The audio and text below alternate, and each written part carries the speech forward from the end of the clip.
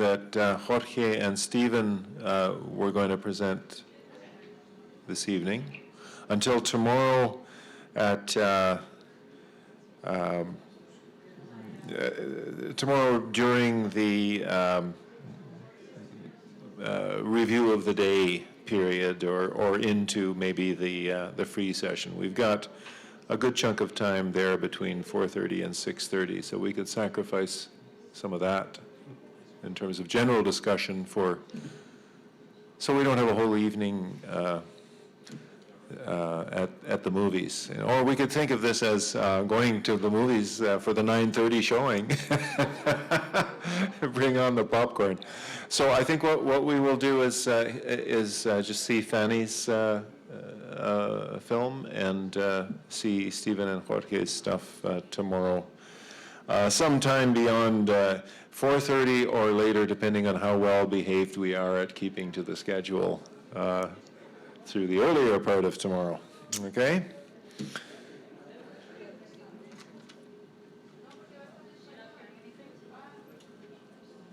¿No escuchaste nada? ¿La traducción estaba funcionando? ¿No?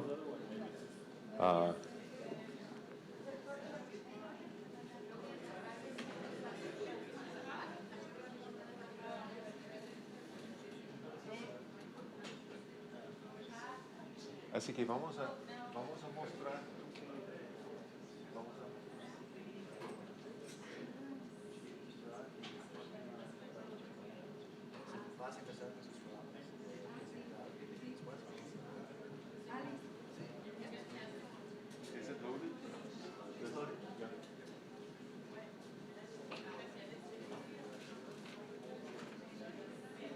Buenas noches. Bueno, el documental que vamos a ver. The documentary that we will see is how to educate an indigenous child in the forest, the dialogue between the children, mother, father, or mother with the baby. How is the word transmitted, how we teach things. The child of the person. It is a literal translation. For the title of the movie, for us, it means something else, of course. It is the human life, what human life is worth since birth throughout all the steps in the person's life. The first step is the relationship between the child and the parent. That's where the child starts to receive the word, depending on, according to our way of expressing ourselves, how young people are trained and taught from mother's womb, and there's this particular attention called dieta. It's not a diet, no. Dieta is, doesn't use bad words, doesn't eat bad food. A mother cannot eat the meat from large animals. It's a whole ritual that exists, and there's a particular attention that is sacred. We take care of the child with this sacred attention so that the child can be well behaved, that he doesn't have any problems with his community and with the world around him or her.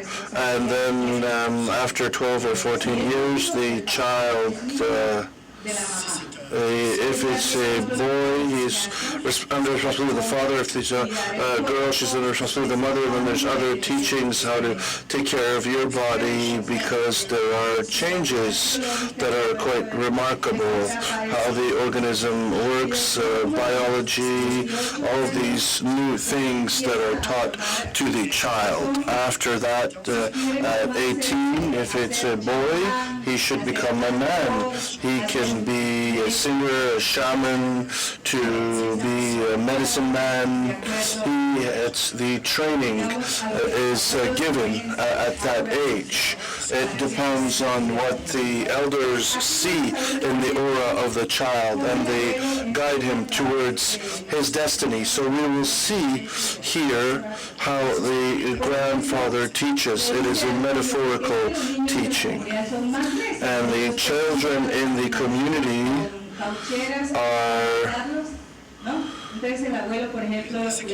the children have fun with animals, and so children are mean towards small animals. When a little boy comes into the world, animals are unhappy because they will be hit by the children. But they're happy when there's a little girl. So this whole relationship between children and nature, it's a beautiful time in a child's life, and there's many steps and many examples that we will see. An example is when Camarade Bora, the word is given, and in the hands of the child, and so the child has a reading of the world of the forest, the world of the outside world. It's a very important process on how somebody can live in both worlds. I talked about the process of accompanying children in Bogota and doing my master's. It's been 6 years that I I'm engaged towards women. I work with women who have been displaced, who have gone to the city because of armed conflict. We created activities with them. They are projects for production based on and culture. The idea is to not lose contact with the cultural elements and have territorial references from the activities that people do in Bogota. When these women arrived in the city, they were women who lived on the land, and they get displaced. We obligate them to leave. If you don't leave, we will kill you. We will kill your family. So they must leave, come to the city. They don't know how to survive in the Western world. It is a cultural shock, and we have hosted 21 families, and we started to work with them. They arrived completely sad, and they were witness to the death of their family, the murder of their husband. It is absolutely horrible. And we will give psychosocial help to these women who suffer, who were traumatized, and they had a home, a family. These women were sad every day because, well, it was much more difficult and for these women to be able to talk about their problems with strangers. So we'll find alternatives, we'll find activities similar to what they did back home, and to do these activities in the city, and that's what we've done.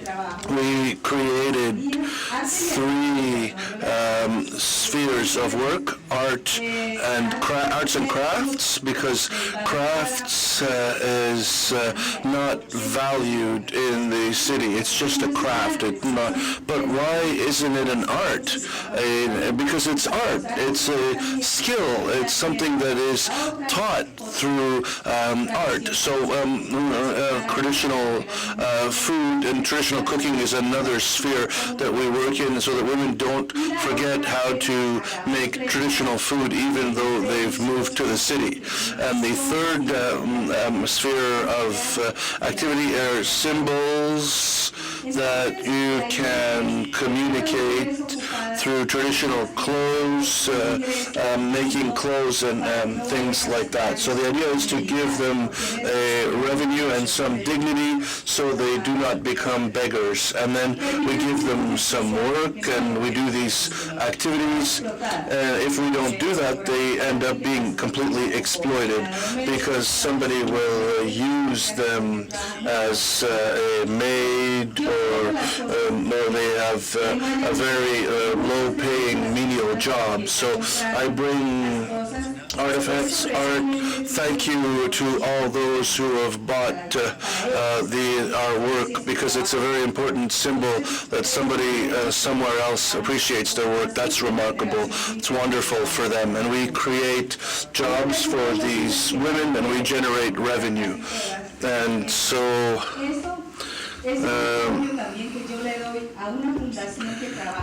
so they get this support that I give to the women of La Guajira. When I leave the country, I communicate this message. I carry their message. We have a house called the House of Culture, and so you see, one backpack can feed a child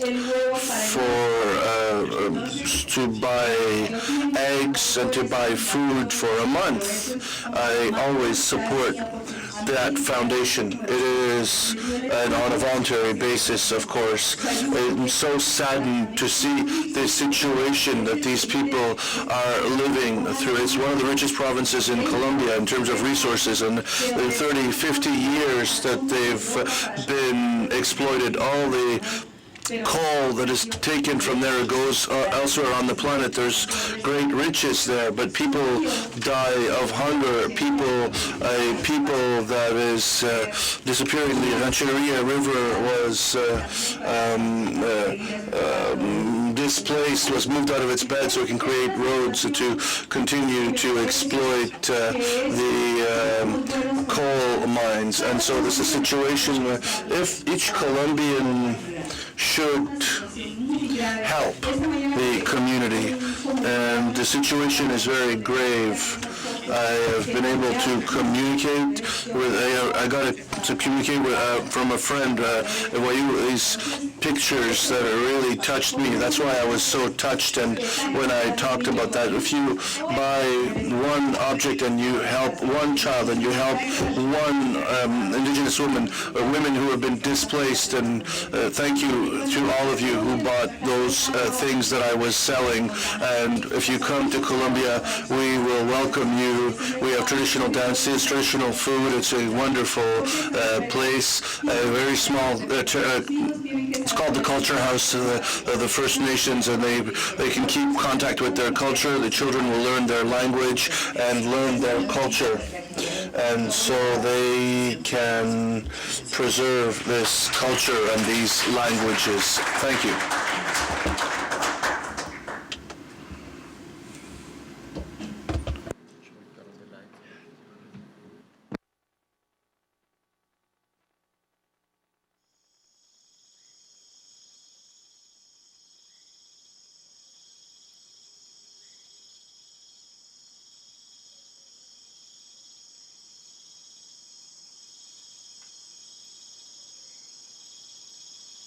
He would do, he would ja, would ja, would ja, he would.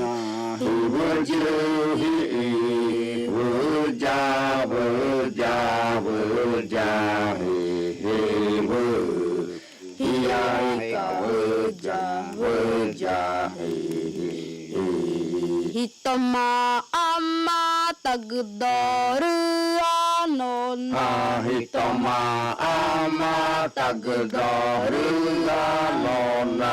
Iye uba ojenan. Hitoma ama tagdoru anona. Iye uba ojenan. Morena epuna nua. Hitoma ama tagdoru anona. Iye uba ojena morena